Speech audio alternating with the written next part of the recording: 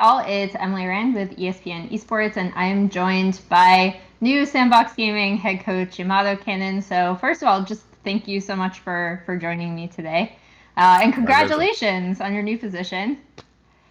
Thank you very much. It feels surreal. Like honestly, every time I wake up, it feels like I'm going into the dream. It's hard to believe. I think it will make more sense when I land in Korea, but yeah, it feels amazing. So how, like, I kind of do want to start there because I feel like maybe there isn't any difference between getting picked up by a Western org and getting picked up by a Korean org. But how specifically did you go about getting this position? Did you reach out to the team? Did they reach out to you? What was the interview process?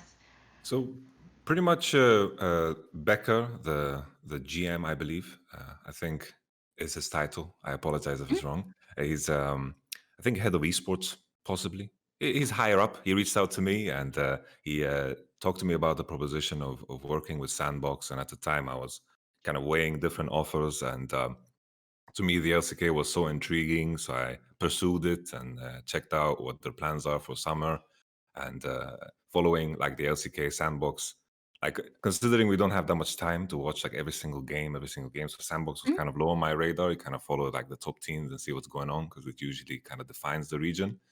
And then I kind of looked back at their players and I knew something's wrong here. Like this is a roster that doesn't belong in the ninth place. So that already filled me with like excitement and challenge, so to speak. And I definitely felt in spring working on the broadcast that I missed the competitive side and the bonds and the connections you have with players. So the challenge of it, I pursued it, and the process was super smooth. It was honestly super clean.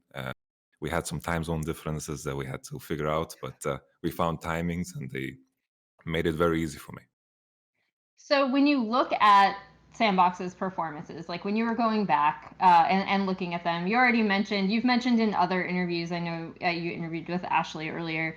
Um, this is like, and I have the same reaction. Like on paper, this is not a team that should be performing like how Sandbox performed in spring. So, in your opinion, analytically, what was this team's like number one trouble spot in spring LCK?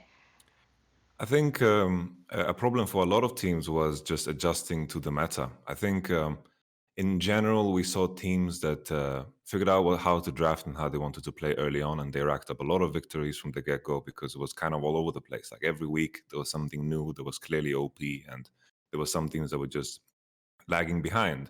And Sandbox found a lot of success in the past playing through top sides with Summit and On Fleek having Mm-hmm. a lot of past synergy, and then the meta kind of shifted into a place where bot lane was so important. And I think this was the most difficult part for Sandbox. They tried a lot of things, swapping around players to try to figure it out, but they couldn't really land on their feet. And I think it was just too late by the end of it. Luckily, they requalified and they figured out how to play things, and that was the point in time where I began to work with the team. So I think just preparing for the meta, figuring out which players should play, and I think these were just the two major difficulties. Yes. Did you help them at all during their promotion tournament? I wanted to begin the moment because they practiced for such a long time before relegation, so I didn't want to kind of jump in and kind of change things and just confuse things. I trusted that they would requalify, and the interim head coach did a good job, Joker, who is going to be my Mm-hmm. assistant coach. We're going to work together, and I had full trust that they would requalify. So I just stayed put, and then when they were back from the vacation, the players got the news, and we continued from there. So when a lot of people talk about the LCK, I feel like they always go back to, and like myself included, and it's kind of lazy to be honest. Like I'll call myself out for it. They talk about it like a monolith, right? Like there's one very specific Korean style, and all these teams play that style. And I think to some degree that's true. Um, but a lot of teams at the top have varying play styles. So to your point, and to some of the things that we'll touch upon later in the interview about like your specific coaching style and Mhm. things you said in the past, um, how difficult do you think it is going to be for Sandbox to find like their specific play style? I think on our end, First, we need to just figure out the basics. I think this is the starting point for everyone. Understanding, we play for this side, we take control of the vision of this side, and then add our kind of spice to it. I think what I try to do with my players always is I try to push for freedom of expression. I think players that are playing the game constantly, they have a clear idea of what they think is good and what is not, especially when you have like the higher end of players. I think this is why Vitality was successful. It kind of pushed the players in a direction where they got to express themselves. And I think this is what we need to look for Sandbox. What that identity is going to be is kind of too soon to tell. We've scrummed for a couple of weeks and things are beginning to show, but the first step is still to figure out the basics. And this is something that wasn't super clear for Sandbox in spring, like how to play around bot side and how to play around Drake timers, things that can be described in words, so to speak. This is what we need to figure out first, and then after comes the fireworks. So, and I know I've watched a lot of your videos on Chinese teams, and I do have to agree that objectively, some of those drafts are pretty terrible. A lot of other things Yes. are very confusing. However, and I always have to bring it back to the LPL sometimes when I talk to coaches, because I think one of the strengths of a lot of teams in China is that they have very clear defined identities, sometimes to a like too narrow degree, right? Like it's like the opposite end of the spectrum. How difficult is it, and why do you think it seems to be, I guess, more difficult for teams in the West and in Korea sometimes to kind of focus on having a specific team identity over like how to play the game correctly, I guess? And how do you find a balance? Because to your point, you said that's something you felt like you really found with Vitality, right? Where you understood how to play the game, but you also had in what you said is like player freedom. Like players could play within their play style that suited those 5 players on your team the best. I think you hit the nail on the head there with the word balance, because I think LCK is considered the disciplined region. I think T1 being like probably the most disciplined team that we can watch currently, while G2 is more wild, LPL is more wild, and like even then, like the current meta is kind of supporting the Korean playstyle, so to speak, because I think JDG, G2, they were moving in that direction, looking at their final performances. And I think definitely there are teams that are too narrow, because the first thing that I thought about was like IG. Like, what are they doing? They're going for full individual expression, and there is no team play at all there. There is nothing in their drafts that are Yeah, it's pointing. pretty rough. It's It's pretty pretty rough rough. watching them in LPL playoffs. For sure, like it's tough as a fan because I'm a big the shy and rookie fan, and I know what they're capable of. But definitely, they were too heavy into just solo lane carry. I think the jungle looked kind of lost on that team, and the team play element was definitely missing. And that's why I think Top Esports was kind of beating them out, because they played more as a team. I think the meta is always where you have to find the balance, because in the beginning for Vitality, why we were successful was because we managed to figure out that. Rise was giga broken. Jizuki was playing Rise over and over, and we're just pushing and we're playing Jace top. And we figured out we were in a place where the meta aligned with exactly what we wanted to play. And currently, of course, SK is considered like the slow region, so to speak. But I think right now in spring, we saw a meta that supported that style of play. So for me, it is always depending on the meta, and some metas can make or break teams. And it always depends on how, let's say, how resilient you are to changes. And I think this is where the balance needs to be found in terms of, being prepared. If you're in a position where you can play through topside, are you ready to shift the game completely because one patch changes the whole aspect of how you view the game? So it's that to me is balance, the definition of balance. And I realize as I'm talking, I'm kind of forgetting your question because I'm just No, going that into that this was that deep was honestly philosophy dive. perfect, because I think like one of the more fascinating things I've found just talking like specifically to coaches but also to players is that there's this weird push pull between a team identity and the meta and like how you're supposed to play the game, right? So it's just something I always love to ask, because at the past 2 world championships, I feel like we've seen teams with really clear cut identities do like particularly well. Like when I look at FPX, when I look at IG. These are two teams that play like very specific play style that doesn't always fit every meta, to be quite honest. But just so happened to come about at the World Championship time. So that's something I always like to ask, and to kind of dovetail into my next question, because I feel like most people do know of your coaching specifically from Vitality. I won't touch upon the speech because I feel like everyone knows it and everyone returns to it. But Yeah. how would you describe like your individual philosophy as a coach? Honestly, it's weird because I understand that the community sentiment is that, oh, Yamato likes aggression. He pushes his team to be aggressive, aggressive, aggressive. But the team before that was Splice, and that was the complete opposite. We struggled to figure out early game, and we were lane swap kings. That's what we were good at. We Mhm. were good at lane swapping, and then Riot kind of kneecapped us right coming into playoffs because they removed lane swap from the game right before we reached playoffs. So I was like, okay, we need to figure something out. And at the time, we were facing H2K, and they were like the lane kingdom with Forgiven and all, Mhm. and we had to figure it out. And we every single game that we played, we were like 2K gold behind, 3K gold behind, but we figured it out because we were a very, very strong 1-3-1 team. So that was like the polar opposite. Because in the end, I believe in the idea that, as I mentioned before, the expression of the players is so Mhm. important, highlighting their strengths and hiding their weaknesses at all costs. This is what you gotta do sometimes. And ideally, you have players that have only strengths and no weaknesses. Right? This is like the top end of the spectrum, right? But sometimes you have to, work with the individuals you have and push them in a position where those weaknesses are just hidden completely. And that was the idea of Splice, right? For us in Vitality, we had players that really, really always wanted to push their advantage. So Mhm. the playstyle that I pushed for was I needed to figure out a way to use our jungler in a way where our jungler was constantly fighting the enemy jungler.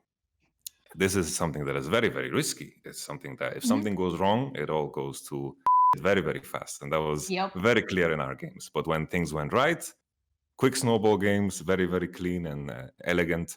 And this was our way of highlighting our strengths and covering our weaknesses. I think coming into the next year, the meta shifted more heavily into bottom side with the Sona Taric and all the jazz with the Yumi. And this is something that was tougher for us because we were so good at playing through Cabo with Jizuke and the jungler. So not so meta resilient, but we try to find the balance. And I think this is how I would view it. Yeah. So about your strengths as a coach, what do you think your largest opportunity areas are, and how do you feel like Sandbox players can help you with them? Sorry, I lagged a little bit for a moment there. Could you repeat the No, question, don't worry please? about it. So we've talked about like your strengths as a coach. What do you think your biggest opportunity areas are as a coach, and how can the Sandbox players help you out with that? I think right now it would be too early to say. I think it would be naive of me to say because I think, Hmm. I like to view how the players interact. We like coaches in esports are in such a unique position because of the gaming house structure that you get to observe your players for hours and hours.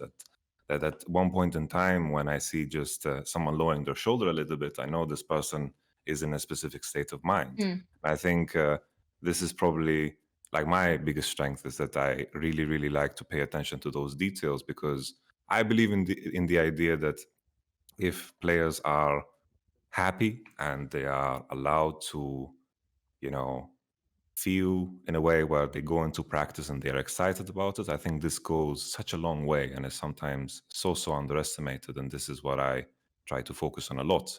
I think within traditional sports, the term that has been coined is the focus on the culture of the team. And I think Mhm. this will be the biggest challenge because I'm going to work with players that, of course, they speak Korean, and this is something that I'm in the Mhm. process of learning, and I will have a translator and so forth, and it will be like a massive process in place to make this as easy as possible.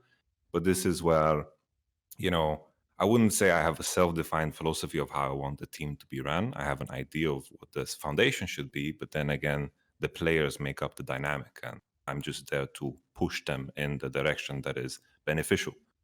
I believe that the coach's job is to make sure that everything is as efficient as possible, and at the same time that players are used as efficiently as possible as resources. So this is just the direction I'm heading in. And as I mentioned in the beginning, it's naive of me to say right now, oh, this is how things are, because it's just the beginning.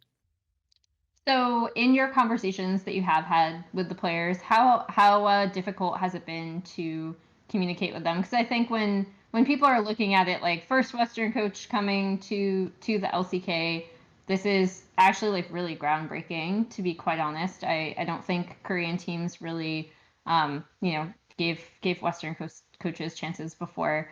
How has it been just on like the most basic communication level? Communicating with the players since you started? I've been very fortunate that I've been coaching in Europe. I've Mm-hmm. seen so many different cultures. Like even in Vitality, we had one Portuguese player, one Italian, one Korean, one Polish, one French. There is a lot of differences there that are cultural and things that you need to adjust to. So on that end, I am very lucky that I've had the experience of adjusting to people and to kind of read cues. Very similar to how players in the West are different personality wise. The same thing. It's the exact same thing with Korean players. I have individual meetings with them, talking to them with the translator. I can see which players can open up more, which are Mm-hmm. more likely to talk, how they kind of react to my jokes and so forth. And it just feels very familiar. I wouldn't say that it feels strange in some shape or form. It just feels like this familiar process that I always go through with players. It's just the extra step of figuring out a way to communicate. This is going to be more difficult than with other teams, but at the beginning, I remember in Vitality, I couldn't understand anything that Jizuki said. He had a heavy Italian accent. I had no idea what he's saying. I'm like, Jizuki, are you speaking English to me right now? And I don't understand. So it's like, it's just a process of, being in the state of mind, as cliche as it might sound, it's a cliche for a reason because it fits so often. It's if there's a will, there's a way, and I will throw myself into the situation where I will not back down if we're in a position where something is misunderstood. Because I think no matter I've always, in the conversations that I've had with the players, when there is a misunderstanding, it's very obvious for both parties that there is a misunderstanding, and the players are very eager to clear up that misunderstanding. I'm learning like keystone names in Korean and so forth, and it is, uh, it is, it is great because the players are very eager. I think that helps a lot. They are throwing themselves into it, and so am I. And if you have, two sides of it doing exactly that, it becomes, you find a way to communicate eventually. You've compared this in other interviews to football and the fact that in traditional sports, more specifically football, like again, people tend to paint Europe as a monolith. It is not. It is a ton of different countries with a lot of different languages. How much do you actually think that people underestimate European coaches because they very very quietly, I guess, have to deal with this all the time, right? Like despite the fact that teams are typically communicating in English, it's also generally every player's second language. So I guess, do you feel like that helps you at all as a European coach, and also do you feel like that's kind of underestimated in the community sometimes? I think definitely, yeah. I think it's so hard to judge, right? Because we never know like what coaches do within teams. It's so difficult That's to actually why I judge. don't vote for Coach of the Year, to be Me honest, neither. because Me I neither. feel like I don't have a good, clear understanding of what a coach can do for a team. Yeah, for sure. It's super difficult to judge from outside, and most of the time, the coaches are willing to be like punching bags for their players because they, like, for example, the position Grabs is in, publicly is, Hmm.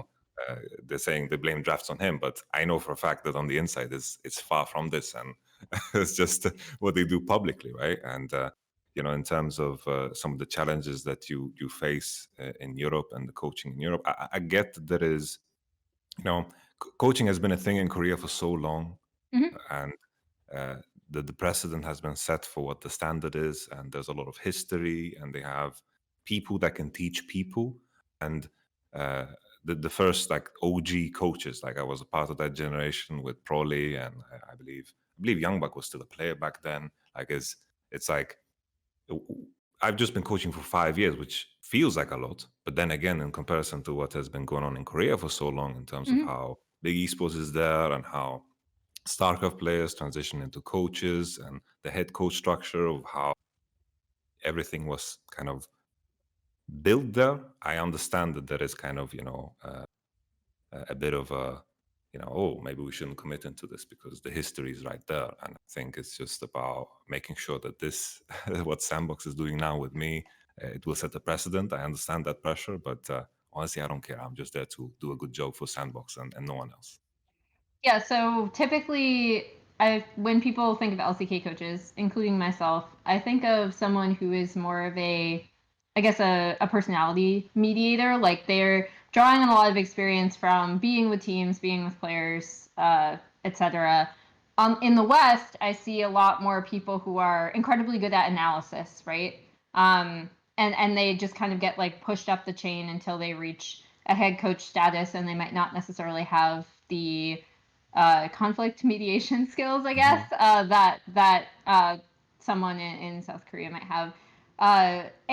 Do you agree with this? Because this is just like general perception. But B, like, where do you fit in on the scale between these two extremes? I think, for the longest time, I've always been put in a position where, like, I've worked for teams that are not like on the higher end of the budget scale, like Fnatic or G2 or Team Mm-hmm. Liquids, or so I've always been kind of been forced to be a jack of all trades, whether it's nutritionist, strategist, head coach, and in the Team beginning, mom, yeah. yes, yes, exactly. It's always depends on the situation. I've always tried to solve any problems that are going on, and with every team, it is very different. I think in this case, I'm very fortunate that I'm going to work with Fantasy and Joker and Hmm. Hippo, so I will have like a staff that I can really use to cover as much ground as possible. And I think in Sandbox specifically, it is going to be like head coach, but also heavily on the strategic side because it's important that we, figure out a way to, uh, not be an LCK team to be a Sandbox and not be Hmm. defined by the region we're in. And I think this is something that I've done well in the past. I think in terms of if I would have to put myself on that scale, I think I'm heavier on the head coach side, less so on the strategic side. Okay. And then you have obviously the plan is for you to go to Korea. I don't know what the timetable is. How difficult has it been? Because I know talking to teams during the pandemic, a lot of players and coaches have said it's actually a major difference, right, between being in a team room, everyone's sitting down, they're going over film, they're chatting, and now suddenly everyone is in separate places, and it's harder to track whether players are even paying Hmm. attention. I guess you've already been talking to the team for a bit, but like how different is it? And if you can say, what is your timetable for actually getting to Korea? So currently, we are in the process of acquiring the visa. It's a bit different because, South Korea has like some cooperation with the Schengen area, so the visa process is a bit easier than, for example, Europe to America. Um, we are sending in documents, and I believe hopefully next week we will be able to book flights, and Nice. then I'll be put in a quarantine period for two Hmm. weeks, and I'll be alone in a room, I believe, and then afterwards I'll begin to act as the head coach on location. But in terms of working remotely, for me, it's super difficult. It's I love to pay attention to all the details, and I feel like I'm robbed of all the details. I feel like I'm blindfolded because looking at those cues in terms of the tone of the players and uh, how they behave with each other, all of these small things, I love to pay attention to those and add it to the element of coaching. And remotely, I honestly feel like I can do like 5% of Mm. what, and I truly believe it's the same for every other coach. Remotely, it's super difficult because, as you mentioned, you don't know what the players are going through. You can only hear them distorted through a microphone that they have, like a microphone that doesn't work too well, and it's difficult to judge. And I think also the bonds you create with people, it's much easier when you are together. And I think the bonds and the relationships you build are so important for coaching specifically. And definitely, I think remote is a thing of the past. And I hope this thing blows over and I get my visa. I hope so too.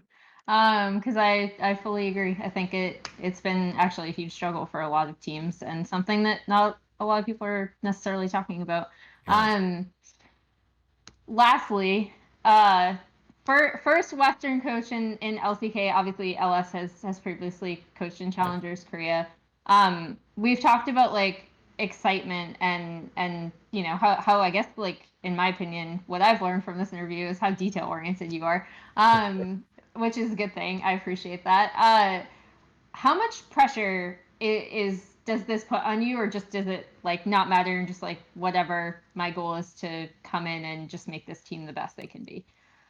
It's weird because I have like modes. It's like in the off season, if I'm not within a team, then all of these moving pieces matter to me more because it's like, oh, when I'm signing with a team, it's a career decision that's going to Mm, impact everything. But the moment I sign, it's just the only thing I can think about is the players and how we are going to play as a team and how I'm going to approach the LCK and how we're going to go into practice. So I've really taught myself how to disconnect because I can recognize what is going to have a positive impact and not. And there's a negative side effect too because I had a lot of like a lot of people were very supportive and I truly appreciate it. But it's like almost like I'm numb to it.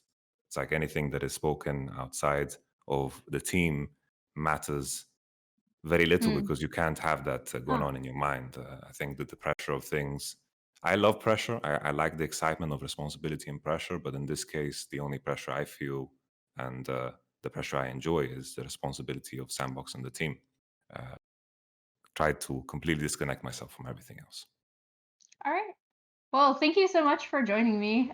This is very insightful. Honestly, I feel like I learned a lot about you, and all the best on Sandbox. I think this is really cool, right? And looking at the way the LCK is approaching franchising, I guess I'm looking forward to a lot more like cross pollination between South Korea and other regions. So all the best on Sandbox. Thank you so much for joining me. Thank you very much. It's Um, my pleasure. Thank you. And for more League of Legends and just general esports coverage, keep it here on ESPN Esports.